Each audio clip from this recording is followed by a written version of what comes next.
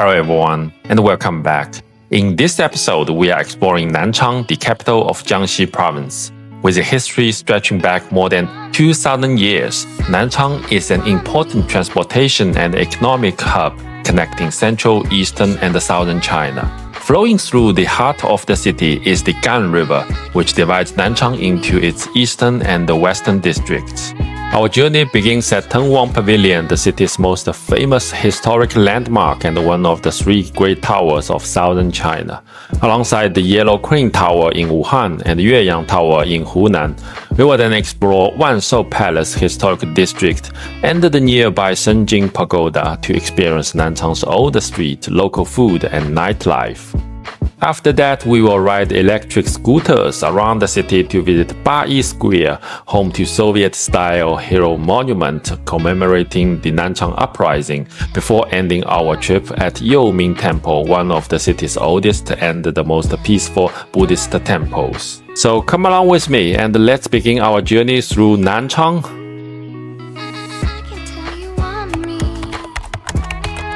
No visit to Nanchang is complete without seeing Tengwang Pavilion, the city's most iconic landmark and one of China's most celebrated ancient buildings. Standing on the eastern bank of Gan River, it has been a favorite destination for scholars and poets for over 1,000 years.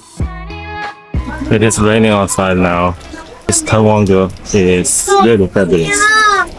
I really love the outlook of this building. I think it's even better than Wanshou. Unfortunately, it's a rainy day. It was pouring. The fabulous building behind me, this is Tengwang. The English translation name is Pavilion of Princess Tan. Although it's a rainy day, it still looks pretty awesome and nice. So yeah, I'm going to climb up and we can see what's inside the building. Let's go.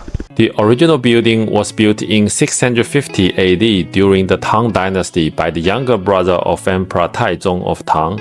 As Tengwang means Prince Tang, he gave the pavilion its name. Over the past 1,300 years, Tengwang Pavilion has been destroyed and rebuilt many times due to wars, fires, and natural disasters. The structure visitors see today is a modern reconstruction completed in 1989, carefully designed in the architectural style of Song Dynasty while preserving the spirit of the original landmark.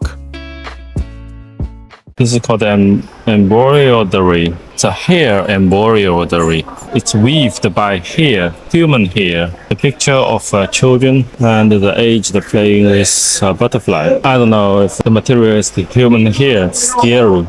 It's traditional customs for country. It's a traditional stage, the opera. I think this is for the male. They do have this dragon. This is for the female. This is for the lady. Woman's armory. This is called the Nanchang. So men's armory. This is the 5th floor. It has a fabulous view. I just want to record. China out to Mikey is on Tengwang. From the top of Tengwang Pavilion, the real highlight is the spectacular view over the Gan River, one of the major tributaries of the Yangtze River system. Looking across the water, you can see the wide river, modern bridges, and the impressive skyline on the opposite bank. The contrast between the centuries-old pavilion and the modern skyscrapers across the river perfectly captures the character of today's Nanchang, a city where history and rapid development exist side by side. This is why people are here in this Wanshou Palace. Not for the street market, but actually for this awesome palace. Next, we head to Wanshou Palace Historic District, one of Nanchang's most popular destinations for history, food, and nightlife. Centered around the Wanshou Palace, a Taoist temple with a history of more than 1,000 years.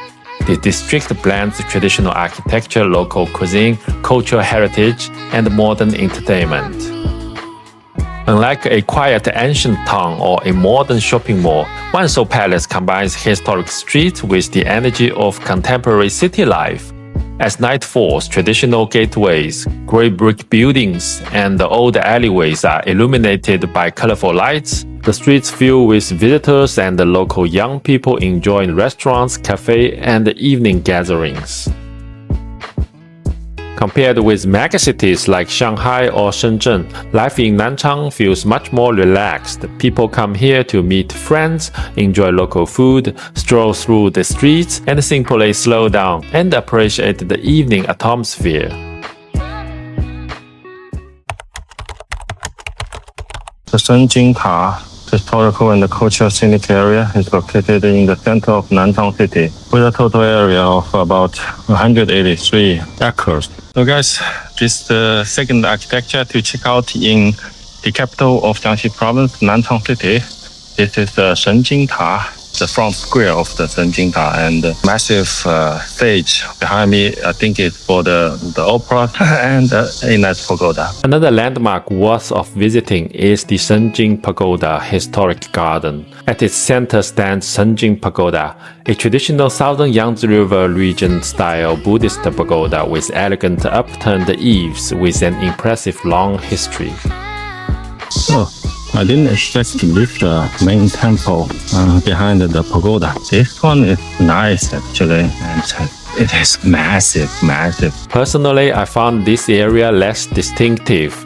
The architecture feels very similar to the classic gardens and the historic neighborhood around Shanghai, where I grew up. The commercial area surrounding the pagoda also seemed much quieter, lacking the lively atmosphere that makes Wanshou Palace feel so uniquely Nanchang. I just finished a difficult day. It's not about, it's an intense traveling job. I'm reaching to the end of the trip. Pretty tired. Anyway, have a good night, guys. Anyone familiar with modern Chinese history has probably heard of the Nanchang Uprising.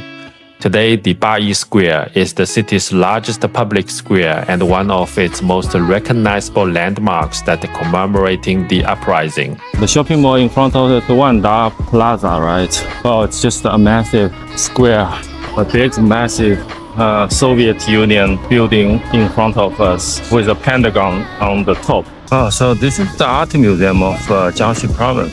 This is called Bayi Nanchang Qiyi 纪念馆. So it's a memorial for August 1 revolution. This is a very patriotic place. The square area still retains several buildings influenced by Soviet-era architectural styles. At the center of the square stands the impressive Bayi Memorial Tower, built from granite and decorated with large relief sculptures depicting scenes from the Nanchang Uprising. Today, the square is also a popular gathering place where locals come to walk, exercise, and enjoy the day-to-day life in Nanchang.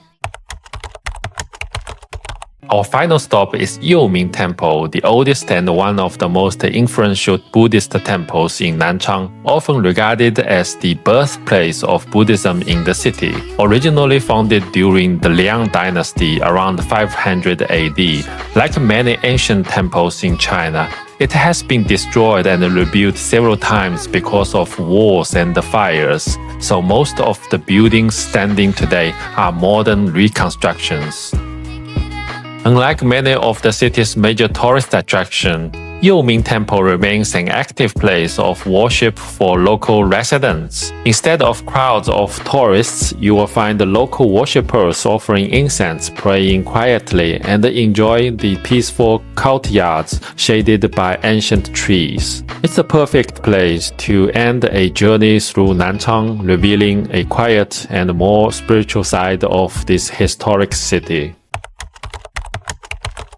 First, take a look at this hotel. A little sofa lamp, background light, and they have the English version, which is good, and 2 USB plug-in. You got a desk. This is like a modern renovation. What is this one? It's an air cleaner or something. Embedded TV, which is not that big actually. Free drinkings, 2 bottle of water, a water boiler. In China, you always have this toothbrush. There's a little toothpaste inside. A comb, the cap or shower cap. Hot water, the cold water. Just hang up your clothes. No drugs, no drug dealer, no gambling, no prostitution. This is the shower room. So it's functional toilet, and here you got the shower room. Coins, or you can scan the QR code to buy tickets. So there are only, I was wrong. There are only 4 lines in the Nanchang city. And I think you can switch it to English version. It doesn't matter. So yeah, not very difficult to use. Nanchang's metro may not be as extensive as those in Beijing or Shanghai, but it covers most of the city's major attractions. Stations are modern, clean, inexpensive, and less populated, making it an convenient option for visitors. One of the best ways to explore Nanchang is by using its shared electric scooters. They are everywhere across the city and can be unlocked in seconds with your smartphone. Since the city is mostly flat, riding is easy, affordable, and often faster than driving for short trips. It's a fun way to discover local neighborhoods and experience everyday life like a resident.